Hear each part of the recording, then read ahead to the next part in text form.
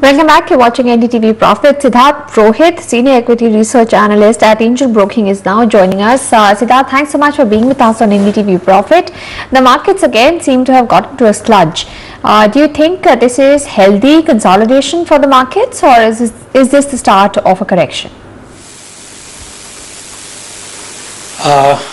In fact, after some decent rally in last couple of weeks, we are seeing a sense of consolidation right now, and possibly market could consolidate here onwards, and then possibly we might see up move in the coming days. Siddharth, what would be your top picks? If you see this as a consolidation, what would you do? In fact, last couple of weeks there has been couple of developments, as I told you, that from the government side and RBI side there are some expectations of reforms and maybe some measures which is likely to come up for the resolution of NPA, particularly banks and banking sector in general. Now, as we know that banking credit growth has been rolling at multi-decade low, and this is one of the sector which forms a big part of the total index, but the earnings from that sector is not really flowing in, partly because of the stress level that has been observed. Now, if we look at the absolute number, the entire banking industry is ruling with GNP of somewhere close to 7 lakh crores. Now, while a lot of NPA has been already been accounted for, a lot of provisions are yet to be done on it, and on top of it, now that interest rate cycle has started stagnating, we are not seeing major rate cuts coming up by RBI. So now what will drive the growth is that the bank's ability to control the slippages from here onwards and reduce the cost structure. What my sense is that possibly the NPA formation for the banking sector as a whole will slow down in couple of quarters, but the earnings growth will come up only after FY18. But this is one sector which really holds a lot of promise, and particularly for the private sector banks. There are a lot of private sector banks which are still trading at decent valuation, and they have really not participated in a big way in the recent rally, and we think that those are good options to, good investment options for investors at the current level. And from that point of view, we like the large banks. Space. Can you name some stocks, private sector banks? You're saying they really haven't participated in the rally. Look at Yes Bank, look at IndusInd Bank. They're all near life highs. Are you suggesting ICICI Bank, which hasn't moved? Yes, that's what I'm talking about. That some of the large private banks have really not participated because of the quality of the NPS. But if there is some resolution which is likely to come up, as has been talked about by the government recently, then possibly these all banks can really take part in the rally. Now look at ICICI Bank. They have a wonderful franchisee, pan-India presence, but the only issue they are having is that huge amount of NPA, and now the resolution of those sort of accounts can really trigger a big amount of earnings growth coming up. Same is the case for Axis Bank.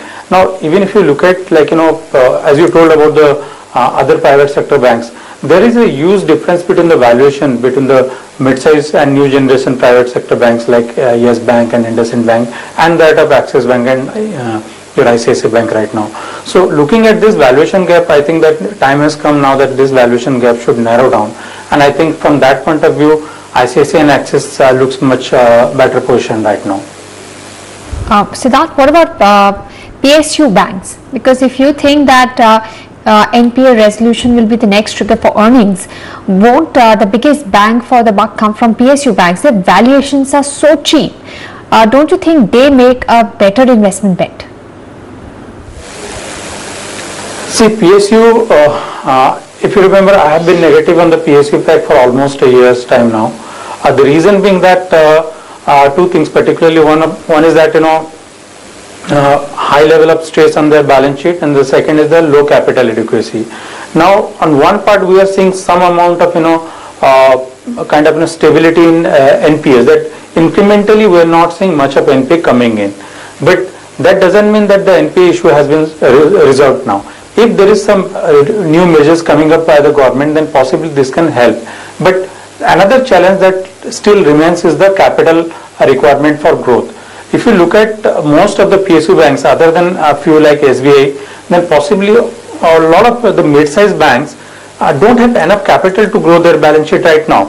So first of all, the balance sheet has to be cleaned up, and they should be able to raise capital from the market in addition to some support from the government, and that will drive the balance sheet growth. And as long as there is not much of growth coming in from the balance sheet and earnings growth, as I told you, then possibly valuations might look very cheap, but you may not see the stocks really participating in a big way in terms of rally. There would be a trade up, maybe there could be some rally, but that doesn't make a qualify PSU banks as an long-term investment as of now. But if there is some concrete resolution coming up, then possibly we can evaluate further on PSU banks. But as of now, on a comparative basis, we still like private banks compared to PSU banks, because the earnings visibility is much better in terms of private banks compared to the PSU peers. Alright, so if balance sheet repair is going to be a theme which will work in the future, and you expect earnings to improve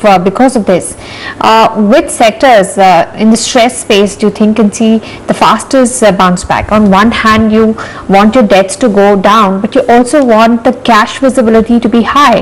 That also gives a comfort to your lenders. Which sectors stand to stand out here? In fact, for other sectors, I'll not be in a position to speak right now, but these are the sectors, I mean, maybe within the banking, I feel that, private banks which have not participated yet, but have enough, earnings visibility in the long run. I believe those are a couple of stocks, as I told you, that, could qualify as good investment bet right now from a medium to long term perspective. Right. What about the other NBFCs, the other lenders? While India is an underpenetrated market, NBFCs are also having a good run. They are able to lend to those people banks would not lend to. Do you have a view on NBFCs? Do you think they are going to thrive going ahead, or will they face increasing competition from the banks? Yeah, we like certain NBFCs. In fact, this debate has always been there, that how NBFCs will cope up with the competition from banks. But NBFC has always done good job, and they have, despite all this competition, they have flourished, and they will continue to do well. But one has to be selective. Within the NBFCs, we like housing finance companies, because housing finance is one of the sector where the growth has been quite robust. A lot of companies we have seen growing more than 20%, and one of the best asset quality despite high growth. Within housing finance, as of now, we have buy call on Repco Home Finance. It's a small housing finance company, particularly having a large presence in southern market, and they are largely focused on the non-salaried segment, which is again not really a target area for most of the banks, I mean both private as well as PSUs, and this is one area where they have taken the opportunity of growing. Similarly, we like certain other NBFCs like Cholamandalam Finance, where the core area of focus for them is the vehicle financing. Now, when we talk about credit growth for the entire banking sector, there is kind of a much slowdown happening in the corporate side of credit, but the retail side is still growing strong. And if you compare to the NBFCs, those retails are being captured by the NBFCs in a much better way than banks, like vehicle financing or housing finance, as I said. So these are the space we still feel that a lot of value can emerge in the next couple of years.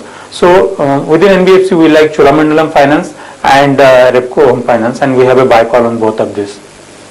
Alright, Siddharth, thanks so much for joining us on NDTV Profit and giving us your top picks among NBFCs and banks. Pleasure having you with us on the show.